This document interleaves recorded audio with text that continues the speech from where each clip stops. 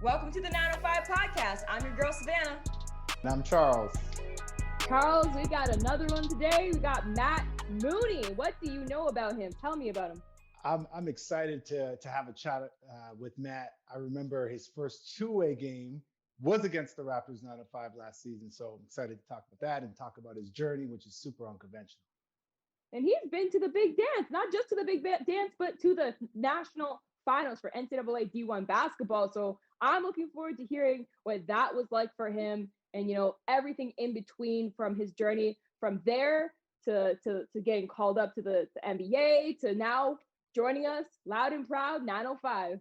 Let's welcome Matt to the show. Yeah, thanks for having me, guys. Now, take us through your journey, man.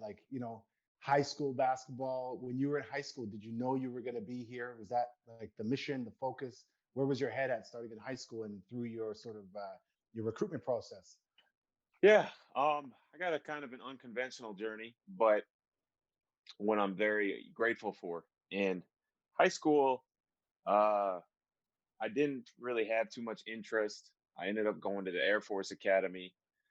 It was my only Division I offer. I had some Division II offers.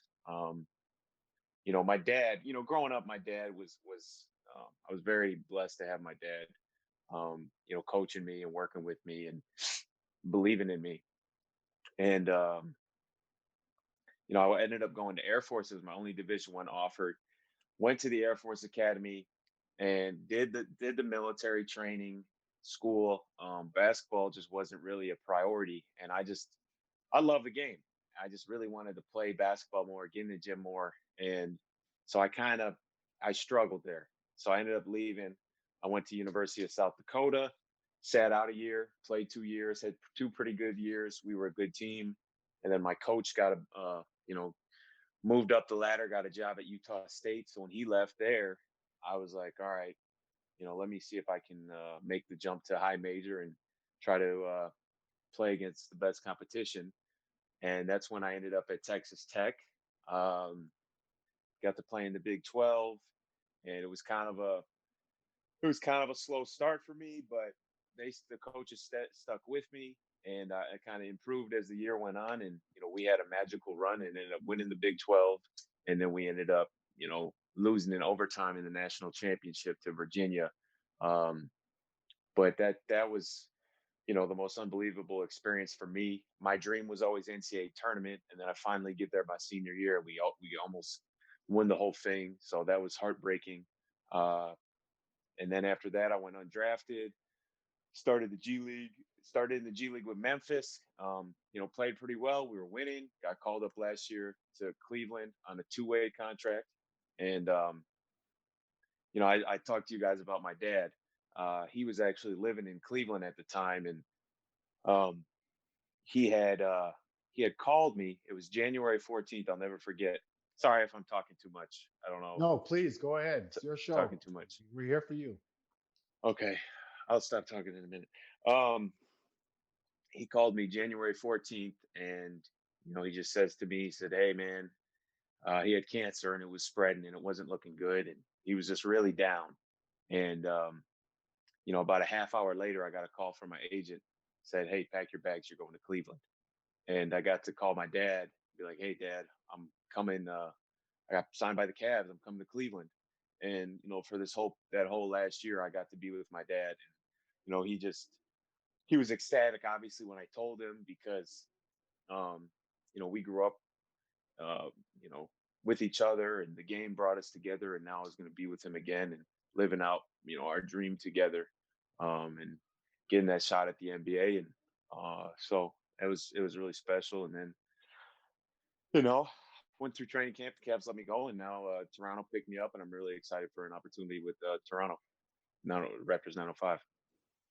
Matt, first and foremost, I just want to say, sorry, sincerely, for your loss of your dad.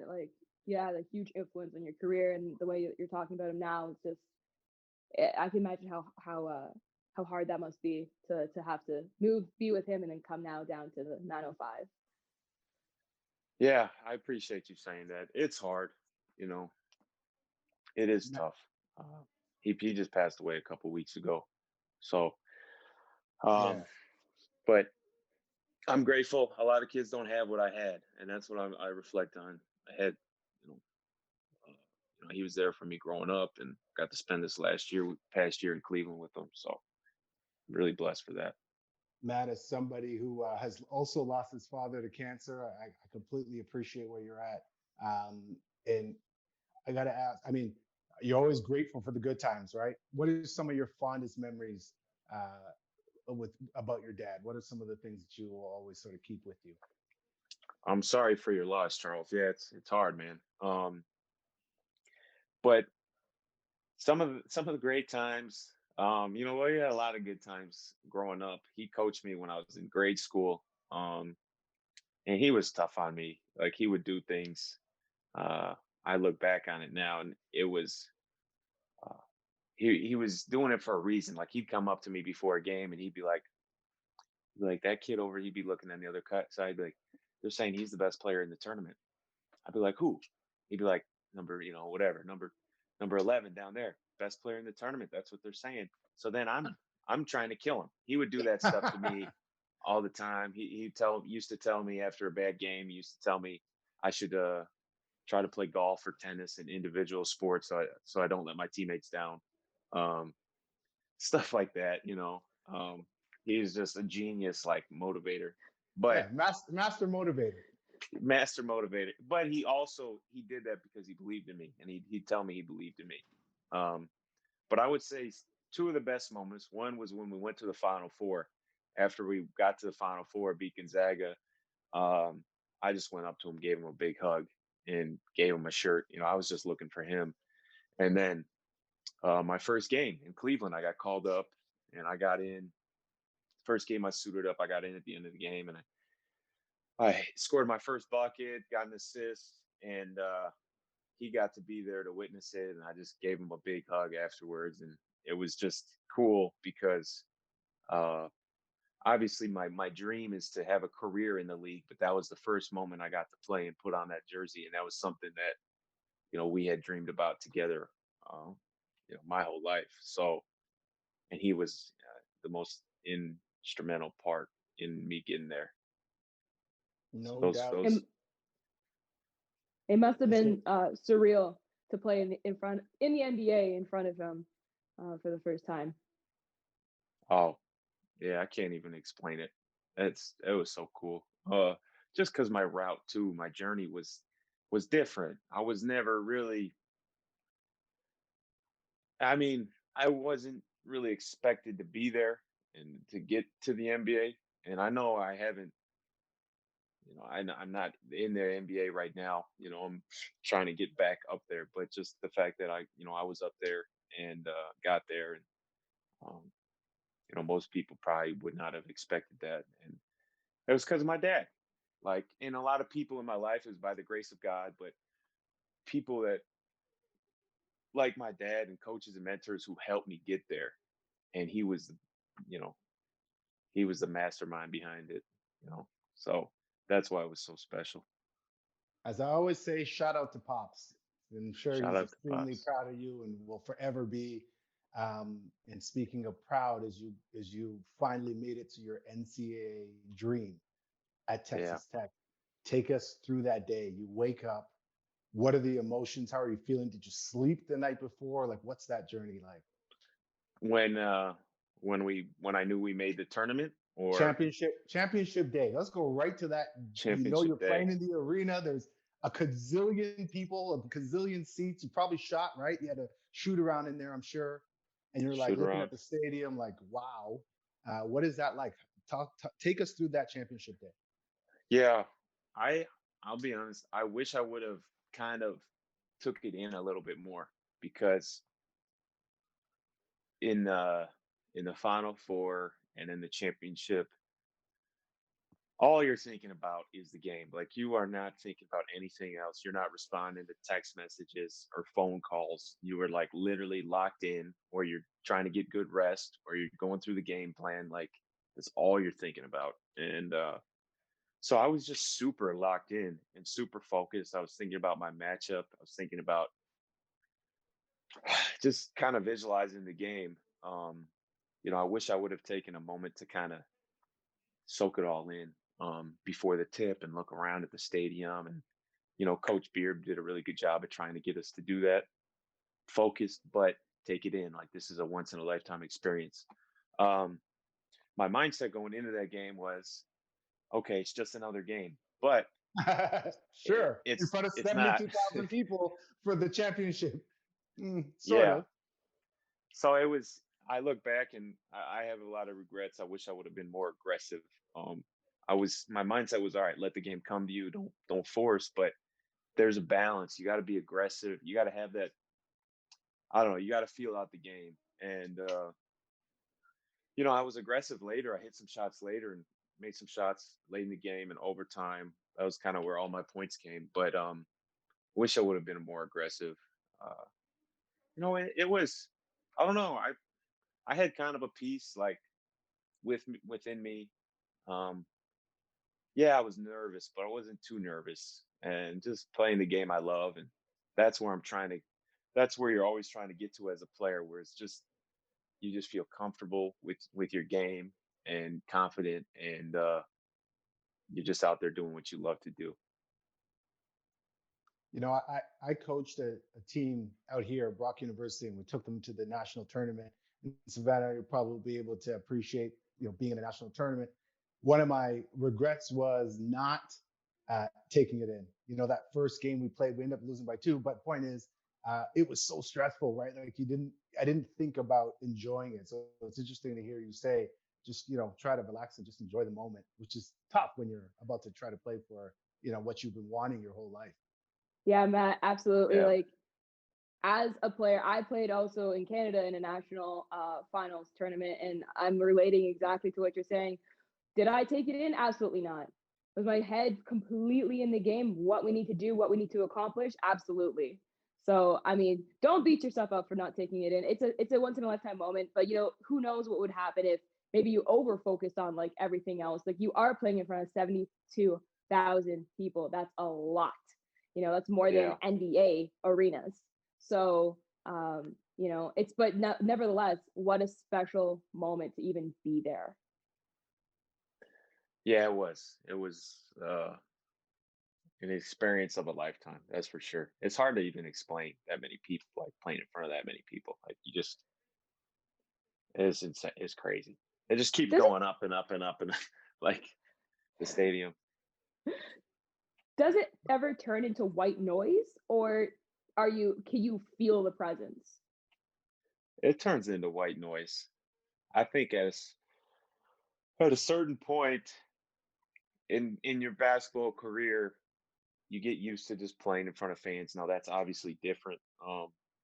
But I felt it in the Michigan State game when the crowd's getting into it, and I hit a couple shots, and Izzo called timeout. That was like the one time I kind of looked around and kind of kind of took it in a little bit. Was being cocky and looking around like I'm the man, but um, that They're was like, fun see, though. Dad, That was fun. that guy's not better than me. I told you he wasn't better than me. Izzo's taking a timeout. He's not better than me. Looking for your dad. I have a question though. Does that championship run put you on the map? Were you sort of on the radar already? Sort of where were you in relation to your NBA sort of hopes at that point? Obviously South Dakota to Texas. Where at what point were you on the map? I don't really know, man. I think that gave me a chance, like to get some raise some eyebrows and be like, okay, maybe he could play in the league. And he's you play that well, you play well on a big stage, you're gonna raise some eyebrows and you'll get a chance. It didn't put me in the draft conversation, but it gave me some workouts and it gave me respect around, from NBA scouts, I think, to think he's got a chance. So I had like 13 NBA workouts. So there were teams that, wanted to see me in their workouts, and played summer league. Uh, Played a lot in summer league, so with Atlanta, and then You in played the G well in League, summer league. I played pretty good. I don't know. No, I never set don't point. downplay. Listen. You played well in summer league. You averaged about 10 points in summer league, which is pretty good for summer league, right? The way everyone's, how summer league is. In fact, take us through summer league. Like, what's that experience like? Tell people, because I think I don't think people quite understand what summer league is about, and I don't think they can appreciate how hard it is to play in that type of environment where you have guys everywhere trying to get contracts. It's similar to the G League, but not quite the same. I would say more of a free for all. Would you say that? Yeah, yeah, I'd agree with you. Um, Summer league is tough. You're with a bunch of new guys, and everybody's trying to get a contract, like you said, or get called up, or find a good spot for their next job. So whether it's a G League or training camp, like it's very competitive, and you got a lot of guys. I mean, I'm going to Atlanta, and now I'm playing against guys that some rookies, but a lot of guys that I've grew up watching play. I'm like, this guy's in summer league. This guy's in summer league. Like I'm playing against um trying to remember like who specifically, but I just remember seeing so many guys like man, I watched this dude on TV, and you watch guys on TV and you don't realize you're just as good, if not better, till you actually stack up against them. But like you watch these highlights and like, man, this guy's really good, and I'm playing against him. But it's pressure. Like every step of the way, there's just pressure. Like you got to perform, especially for I think undrafted guys in particular. Like you don't know how many chances you're going to get, and you don't know if this is going to be your shot or not. So you got to play well. Absolutely. I want to rewind a little bit more. First and foremost, pronounce your hometown because I want to make sure I'm getting it right. Do it for me. Pronounce what your hometown says. Wakanda. Wakanda forever. Let's go. Wakanda. How many times have you gotten that? When that movie came out, how many was your people from your hometown like repping Wakanda like extra hard? Yeah, there was like a news segment on it. Because that movie was obviously really popular. It's a different spelling, but same Yes, yeah. pronunciation. That's And awesome. I think we were playing in the Final Four not too long after it. So there were people, I don't know, I think there was something on like I don't know, Jimmy Kimmel or Jimmy Fat, I don't know, one of the guys did a little segment saying about me being from Wakanda. So that's awesome. And then, I want to deep dive more into your NCAA and career. So you had like the one offer from, your first university. Take us through that. What that was like for you right in the beginning. oh, I was ecstatic. I mean, the dream was always D1. That was the dream. Um, in Chicago, everybody was trying to go D1, and I remember there were a couple guys older than me at my school, and they would just walk around and be like, I'm D1, I'm D1. And like, uh, I didn't want to be like that, but it was like, that was what you're trying to get to D1. And Mm-hmm. then after that, you're trying to get to the league, but the dream was Division 1. The dream was NCAA tournament. So I was ecstatic to get that Division 1 offer from Air Force. And honestly, I never thought about playing anywhere else because I just always want to play Division 1, highest competition, not knowing that even I thought every Division 1 school, like you'd be playing in front of tons of fans and you're on TV. Like that's really a handful of Division 1 schools. Um, Texas Tech, it was like that, but Mm-hmm. South Dakota and Air Force, you're playing in front of 1,000, 2,000 people. You're not really playing on TV much, so that was different than what I thought it was going to be growing up. But I was ecstatic when I got that offer. So I'm sorry, I don't know if I answered your question. No, it's good. And then, so you got the offer, probably like about time. And then, you get to Air Force and it's not what you expected, was it? No, I mean, I knew it was going to be tough. I knew it was going to be, I got to do the military training. And I just told myself every day, like, all right, if this is what you got to do to play Division 1 ball, do it. Um, because that was my dream. But I wasn't happy. I was really unhappy. And I just wanted to be in the gym and play ball and compete and like I wanted to reach my potential because I love basketball. So I wanted to see how far I could go with it. And there, I didn't feel like I would ever be able to. And I didn't love our style of play. Um, but you're doing military training every morning at 6 a.m. Then you got Ouch. breakfast. Yeah. Then you got breakfast at 7, classes till 11:30. You got formation where you got to march to lunch and stuff. And then practice is like 2 to 6. But after that, then you're loaded with homework. Um, and you got lights out at 11. So like you can't really leave your room or anything after 11. Um, and your freshman year is tough. You can't take naps. You can't wear your backpack. You got to run everywhere you go. Uh, I got in a little bit of trouble. We won't talk about that, but I got a little bit of trouble in basic training. So my freshman year was awful. Uh, I was like in prison. Couldn't leave. I had to do journals. I had to do counseling and extra chores. Like it was tough. Let's say you took some life lessons from that experience. You moved them forward to, the next two colleges, got to the national final, played in an unbelievable game. Should have been more aggressive. I agree. Um, Yeah. you get to summer league, and then what happens next? Like, obviously you didn't get drafted. If you want to actually touch on draft night, but then, and it sounds like you didn't really expect to, or wasn't sort of the thing, but take us through that and then take us right to your first sort of NBA signing. Yeah, I had some good workouts, but my agent said if I got drafted, it'd be late second round, and Indiana and Charlotte had late picks, but they didn't pull the trigger. So I went to summer league, played okay, and then after that, it's just a waiting game. You're just kind of waiting to hear, like, all right, who wants me to come to training camp? Um, who wants me the most and is going to give me the most opportunity to compete for a spot or play in the G League. And it's between Memphis, Miami, and San Antonio, I think. And I got a good agent, so I trusted him, and he sent me to Memphis. He said, "I think Memphis is your best option." And Memphis was great. I like that. I love their organization. I went there all summer competing.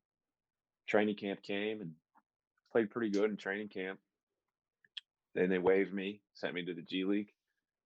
Started at point guard for them and played a lot. And we were like the number one team in the G League. And that's after that is when Cleveland called me up. Coach Beeline was in Cleveland at the time, and he was kind of the guy that brought me in. He had really taken a liking to me, and I had killed my Cleveland pre-draft workout the summer before, and they said they remembered that like it was really my best workout. And I went even after that. My dad picked me up because he was in Cleveland. I said, "Dad, I killed my workout. Like I don't if I don't end up here, I don't know where I'm going to end up, but this was my best workout." So they liked me, but my agent, had the vision to send me to Memphis where I would play more and get more reps and opportunity to show what I can do. So then 6 months later, whatever it was, Cleveland called me up. It worked Gotcha. out. Now, who was around you on draft night? How was the emotions then? Draft night I was just in Chicago. I was with my mom, and I think my brother was there, and I was watching the draft, but I wasn't. I think Cleveland was the only team that might have drafted me if they had a late second round pick. Indiana and Charlotte, my agent said that I was in the mix, but um, the emotions was just I've seen guys go, and I was like, man, I feel like I'm better than this. That's how it goes usually, and just motivation. Like, all right, gotta work, gotta get better, gotta show that you belong. And the draft was super long. I mean, I knew, okay, maybe I could get picked second round. Well, the draft, I think it was like 6 hours long. It was forever. Or maybe I'm exaggerating, like 4 hours. But I was sitting there till like 1 a.m, and it was tiring. Get me out of here already. Call me if you need me. Um, Right. well, talk about the call. You got the call for the two-way. What was your thought at that point? How excited were you? Who called you? Talk about that a little bit. Yeah, that was awesome. I was walking. I was in Memphis. I was walking downtown to the Grizzlies game. They were playing the Rockets, and I was gonna go watch the game. And I got the call from my agent, and I just sat down on the curb. And the first thing my agent said to me, he said, "Hey, Matt, I regret to inform you you're no longer with the Memphis Hustle." And I was just like, okay, what does that mean? He's like, pack your bags, you're going to Cleveland. You got a two-way contract with the Cavs. And I just sat on the curb and just kind of laid back and just like looked up at the sky. And I was just like, I thank God. And I was just like ecstatic. I was smiling. I was so happy. Because it was like my NBA dream was about to be realized. I was going to get a shot. And, like I told you guys earlier, first thing I did, I called my dad and told him. I called my brother and my mom and, you know, my coach and other people. But that was a moment. That was an unforgettable moment. Next call, you get called up. Talk about that. Yeah, so I went to Canton, played a couple games in the G League, and then they said, "Hey, you're driving up to Cleveland tonight. You're suiting up tomorrow." So I was just like, just mentally like, all right, let's. This is it. This is No, it. no This is sitting on the about to curb. happen. No, no what? sitting on the curb. Not this time. You get there, you get to the arena, and you're getting ready to suit up. What's going through your mind? Like, talk about that experience, the moment your name gets called, all of that. What's going through your mind? You're about to play in your first NBA game, suit up for the first time. What's going through your mind? Yeah, it was really cool when I first got there and I saw the jersey in the locker. I just kind of stood there for a minute and was just like, "This is real." Um, it's pretty cool. And you just start thinking about all this time. I just started thinking about all the hours in the gym and the workouts, the early mornings, the injuries, like everything. Just start thinking about it all. But I locked in. I was like, all right. And Coach Beeline called me into his office before, and he's like, "Hey, we're down." We had like 9 guys. They're like, "Hey, we might need you tonight." So I'm like, they were telling me they might need me for like real minutes. So I'm like, okay, like I got to be ready, and I'm trying to learn the plays and the defensive system, and just trying to get warmed up, stretch out, all that stuff. Scouting report locked in. Um, so on the bench, like I was super ready, like the whole game, but they didn't put me in till the very end. So I had a feeling the game was getting out of hand. It was a bad game. The Knicks were beating us pretty good, and they called my name. Uh, I felt good, man. I felt better that for my first game than I felt for any of the other ones, to be honest. I don't know what it was. Just kind of said a prayer and just went out there. And I mean, it was the end of the game, and it's not super intense, but I uh, I hit a floater. My first shot, I hit a floater, and it's cool because my dad was there. My mom and my grandpa drove in from Chicago, and my friend Dewan was there too, and then a family friend of my dad's from Cleveland was there too. His doctor's family, who I've become good friends with, they were all there. So that was cool. That was really cool. Yo, floaters are one of the most underrated, most satisfying shots to hit. People actually don't know the finesse of a floater. Um, but talk about right now, like, so, you said that the rest of the season didn't maybe go as you wanted it to go, but now here you are, 905, proud and strong. And is there any changes are you going to continue just to play the game the way that you want to play the game, or even mentally, are you thinking differently? No, definitely making some changes and trying to learn from my experience in Cleveland, just what I need to improve on. Uh, yeah, no, last year, I played 15 minutes against the Bulls. I didn't do a whole lot, but I played 15 minutes against the Bulls, on March 14th, the day before the season ended. So then the season ended, and we didn't play in the bubble, and that was that. So then we came back to training camp, and I got COVID in training camp, so that didn't help me. Um, and then I played a couple preseason, didn't play great, missed some shots, just didn't play well. Um, they let me go, but I just I gotta improve, handling pressure, with these pesky guards in the league. I gotta keep being more vocal as a point guard. Um, and then, I've been shooting the ball well, like BT told you guys, except for today. But my shot feels great. And, honestly, I didn't play well in preseason, but it gave me more confidence because I'm like, I can play, I got to tune up some things. I missed some easy looks, some floaters I usually make, and uh, just things I can clean up. I passed the ball well, but I was just like, I can play. So even though I didn't play well, it gave me more confidence, and just got to tune up, just handling those pesky guards, and then just keep working on being vocal. And in the NBA, I think the key is just staying aggressive. You're playing with other great players, so sometimes you might, you know, defer, but you still got to do what you do and be confident. How has your improvement looked like so far?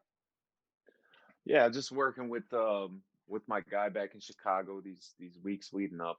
Um, Zach Foster, he's a really good skills trainer, player development guy, and then also picking the brain of a guy I grew up looking up to, who played. His name's Anthony Mastronzi. He played over in Italy, and actually started on the Italian national team. Um, I think that was like 2009, 10. He was a starting point guard, so he was a really good point guard, and just kind of learning from him, just able to handle pressure, hold those guys off. Little tweaks with my shot, just really locking in and being disciplined, and so those guys were really helping me get ready for this bubble. Three-part question. Who did you look up to growing up? Now that you're basically there, who are you still looking at? And the Hmm. third piece is who are you most looking forward to playing against? Yeah, good question. Growing up, my favorite player was Allen Iverson. Loved AI. Was wearing headbands, the finger sleeve that he was wearing, his shoes. Wait, did you Um, know why? Did you know why he wore the finger sleeve, or was it just a thing to do? I didn't know why. Something with his shot. It Love helped it. him with his shot. I don't know either. I'm just asking. I think he just wore it because it looked cool.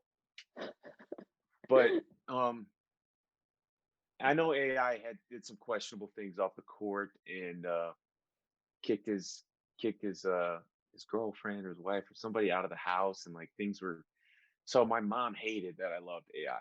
So she always used to make me tell people I like him as a player, not as a person. But I don't know. I mean, he might, Fair. I don't know him personally, so I'm not judging him. But I loved AI, loved his game. Then I loved Steve Nash. That's why I was wearing 13 growing up, Shout because of out Nash. Steve Nash, Canadian. Canada to guy. Canada. Yeah. Yep. Yeah. Oh, that was my favorite player, and I would watch him all the time. And then it was Stephen Curry, and to answer your second question, he's one of those guys I still watch. Um, Love watching him. He's just fun to watch. And Derrick Rose, growing up in Chicago, outside of Yes. Chicago, Derrick Rose, he lit the city on fire, and just everybody loved him. I mean, how could you not? He's just kind of a humble guy. Went out there, did his thing. Super fun to watch. Explosive. He was awesome. Um, Youngest ever MVP. But guy I'm looking forward to playing against, actually. Um, well, in the bubble is Jeremy Lin, because Great. uh, Jeremy Lin is one of those guys. I look up to him as well, just because his journey was unconventional, and he blew up. Insanity, and I watched his documentary, and he was it was a pretty inspiring story. So he's one of those guys I'm looking forward to playing against in the bubble. Who are you What listening do to? you listen? Yeah, what do Yeah, you listen to? what's your type of music? What do you like? I was having this conversation with Coach Matumbo yesterday. We were talking about music, and he's like, "Man, all the music today is garbage. What we're listening to, putting in our minds." And um, I kind of agree with him. So I don't listen. I mean, I listen to whatever the guys are listening to. Obviously, like I like to listen to rap. That's kind of how I grew up. But I'm trying to be more mindful of what I'm listening to and the message behind it. So I like J. Cole because he's got some substance to him. But I listen to like a lot of Christian music, like praise and worship type music. Um, and honestly, I listen to some of that pregame because it gets me calmed down, gets me in a good frame of mind before I play. You You and listen to much BT, Lecrae? Lecrae, I like Yeah, some of Lecrae stuff. Yeah, I like some of Lecrae stuff. that's good. That's good. What are you gonna say, Charles? you and BT BT said the same thing about the music today. You guys are like Really? the old souls for sure. Yeah, definitely. Yeah, Some of the music can be questionable. Let's a just say lot of the that. guys, Uh, a lot of the guys said that. Yeah. Let me ask you Coach this: Matumbo's wearing what? wearing off on us. Yeah, definitely. If you know Coach Mutombo, he's definitely not into all the some of the messages in today's music, today's hip hop music in particular. Hmm. What's on your feet? Tell us about what you're wearing daily. What kind of kicks do you like to play in? I like to play in the Greek Freak ones. I got bad feet, so I just find a pair that are comfortable, and I just get a bunch of pairs of them. So I've been playing in those. Wow, that is different. Yeah. Most guys have a million pairs they like to wear, a million pairs of those different pairs they like to wear. You got the one. If it works, it's not broken, don't fix it. I like it. Yeah. So you started your own foundation. Whose I'm gonna quote it. Mission is to equip kids to lead a life of significance that will leave a lasting positive impact on the world. Why did you feel the need to start that foundation? Yeah, I got to figure out a better way to phrase the mission for it. Um, I've been doing a lot of thinking on it, and I felt the need because um, I think we're called to help other people, and I was so blessed to have people in my life, like I talked about with my dad, and mentors and role models and people to look up to, and every kid needs that. So, um, for my foundation, I want to have mentors and coaches that are training kids and giving them workouts for free. A lot of these kids will target kids who can't afford workouts, who usually wouldn't be able to have somebody to work out with, and um, so give them those opportunities. But it's more than just a workout and you're done. It's you're building a relationship with a coach, with a mentor, and there's 15 to 30 minutes of discussion and dialogue. Talking about you know how we should be living and treating each other, and issues that we see on a day-to-day basis, and just growing. And then it's the workout, and then you close in prayer. And it'd be right now it'd be once a week. I got it set up in Chicago, um, Lubbock, Texas, and South Dakota, because those are kind of the three areas that really help shape who I am and help make me who I am. So I want to start giving back to those communities, and hopefully just keep growing it and growing it to, all throughout the country, and even the world. Who knows? Who knows what's going to happen? What a refreshing sort of holistic approach that you take to your life at basketball. You're more than obviously just a basketball player, which is pretty dynamic. I think this team is unique that way as well because everybody seems to be pretty well-rounded young men. Um, I want to ask you about, just going off of what you just talked about. The last year has seen COVID, social justice movements. How have you sort of wrapped your head around all of that's happened in the last year? Yeah. Um, it's hard to see. Uh, it's hard to see different injustices and the divide we have politically, racially. For me, I'll be honest with you guys. It's just all about being more like Jesus. Whether you believe in him or not, I think everybody can look at his life and be like, this guy was, was a perfect example for how we should live. He didn't judge anybody. He loved everybody, as he loved himself.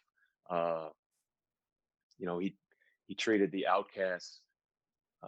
He the sick, the people. He went up to him. He talked to him. He spent time with them. He didn't think he was better than anybody else, and that's the solution in my mind, is just to become more like him. Because if you become more like him, you love everybody. Doesn't matter what color skin you are, doesn't matter what race you are, where you're from, how much money you have or don't have. Your economic class, like, none of that matters. It's just everybody is treated the same and with love and respect. And so that's the solution in my mind. Most Absolutely. It's interesting because when you bring religion into it, like a lot of people think poorly of religion, but that's not the purpose of it. The purpose of it is to love everybody. Like, love your neighbor as yourself is one of, like, the most, is the golden rule for Hmm. Christianity. And so I think that needs to be emphasized more and not pinned against. It feels like it's one side versus the other. But I appreciate what you said with, if we're all coming together, if we're all truly try to change and come together. You just gotta all, honestly respect each other as we respect ourselves. Yeah.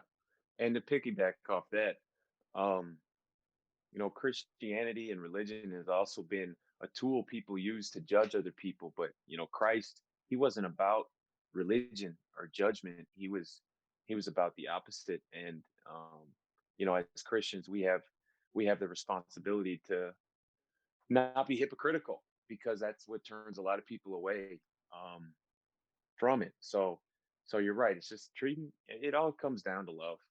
That's what it all comes down to. And I'll tell you what we love and people are going to love is not only who you are, but the game that you play. I remember um, 905 when I was there last year. You were maybe coming to play. We weren't sure if we were in Canton, and you were potentially going to be there. And the scout and we're trying to get it ready. And you're always like, when the really good two-way like yourself is potentially coming down, you're like, please miss the bus or miss the flight. Um, anyway, we're glad you made it. And I think it might have been one of your first games. Who was your first game when you played as a two-way?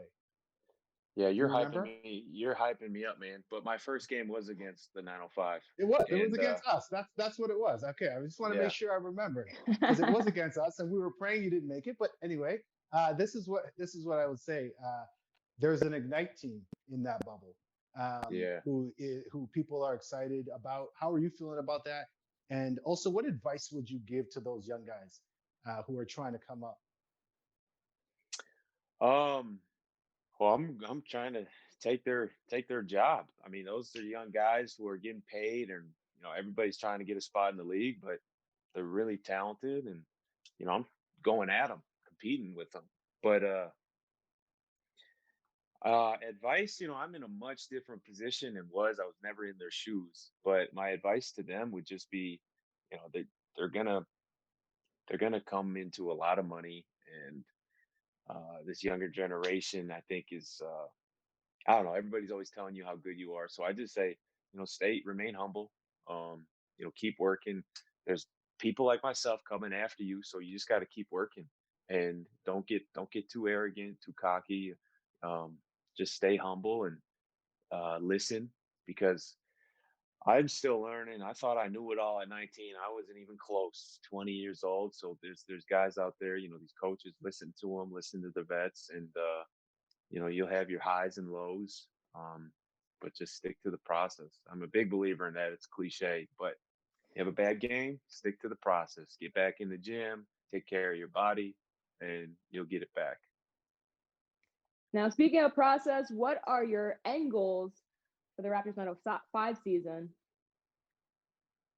Well, as a team, our end goal is to win it. We definitely have a chance. We have the pieces. We got, Coach Matumble and the coaching staff's done a great job so far, um, and instilling a culture in us, because it's a quick season.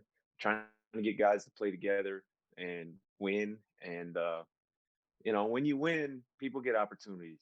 Just that's the way it works, and that's the way it should work. So we're trying to win, and I think we're capable of it. That's the end goal, and then obviously it's to get a chance at the next level, get called up, get opportunity with the Raptors. I got to ask you this. Um, you came into the bubble and you packed all your stuff and you had to bring one thing with you. What was that thing? What was that thing you're like, I couldn't leave home without it? I need the Bible. Got to bring the Bible with me. Got to turn to that sometimes and get in the Word. But I got all my stuff, man. My recovery, my cherry juice and turmeric and that type of stuff too, just to recover. Melatonin. If I can't sleep, need that. Some of Love those it. things. What do you know about Toronto? Not really anything. I know Drake's from Toronto. Um, Good the start. Raptors win the championship. Um, but I've never been to Toronto. I don't know any. I don't know how big of a city it is. I know it's a newer franchise. I watched that documentary on Vince Carter. He kind of put them on the map. They were playing in a big football stadium, I think, back in the day. Baseball. But not Baseball. Yeah. baseball. Okay. Wow, baseball. Um, Yeah. was it inside? Yeah. It's called the Sky Dome at the time. Okay. But I Big know the thing. fan base is great. That's something I can tell. They got an amazing fan base. They're always outside watching on that big screen if they're not inside. Yeah. Yeah. We started that trend. Yeah, Like that's cool. it spread across the league. Like when you come to Toronto, we were talking about it like with other players, but you have to try the Jamaican cuisine we have up here, the Caribbean cuisine. Have you Okay. had jerk chicken before? Maybe. I don't know. Okay, I okay. might have. We got you. When you eventually come to Toronto, we got you. We got you. Same thing for All right. Mississauga. Now, as promised, we said that we'd explain the bagged milk. So Yeah. here we Yeah, go. please Charles, do. want to lead it? All right. This is the thing, okay, about this bag milk. It's been very controversial through this whole podcast series. I'll tell you right now. You see your milk is in a carton, right? Is Yeah. that typically how you get it? So up here we have, I should have brought it with me, but we have bagged milk. So like picture milk in a bag, essentially a square rectangular bag, right? You put it in a milk container with a handle, almost like a juice jug, right? And then you just snip the corner of the bag so you can pour your milk into your cereal, your cup, whatever it is. Make sense? That sounds like a hassle. You got to snip it. We'll figure it out. We'll send it to you. Listen, Matt, I want to thank you for your time. Yeah. It's been fun chatting with you. No, thank you guys. Really enjoyed talking with you guys and letting me share some things that usually you don't really share on a podcast and people you don't know that well. So thank you guys. Oh, a pleasure. It's awesome getting to know you. Looking forward to seeing what you're going to bring out there on the court as well. Take care, Matt. Okay. See ya. Whoo! We talked about a lot there, man. We went everything from his journey to like the influence of his dad to his religion and how he's giving back in his foundation. Charles, what really stood out to you? Super well rounded, right? I mean, this is a young man who's just has a really great perspective and handle on his life and where he's going. So I love that about him first and foremost. Just really great to talk to him. Really cool to see where he's going. I think his leadership is going to be something that we see more and more as he gets through this bubble. Yeah, I'm excited to see how he's going to be on the court, and like even him and all the rest of the guys that we've talked to so far have shown such great leadership qualities, which is really reflective of, how the 905 and how the Raptors organization as a whole, selects players. They want players of character, and Matt really showed that to us today. I think that his well-roundedness with his foundation, but then yet also his journey is going to produce a really great product, and we're going to see that on the court itself. So I'm excited, man. I'm excited for him. You know what I love that he said that he's going after that Ignite team, right? He just kept it real. Yes, I'm not he celebrating did. them. I'm going for their heads, and I love that. He's a winner. He competes, and that's pretty cool and special to see. And he said it in the most polite way too. That's the best part. Yeah, he tried to So, tone it down a little bit, no doubt. But it's going to be interesting to watch, and that game will be a fun one. absolutely. Thank you guys for listening once again to the Raptors 905 podcast.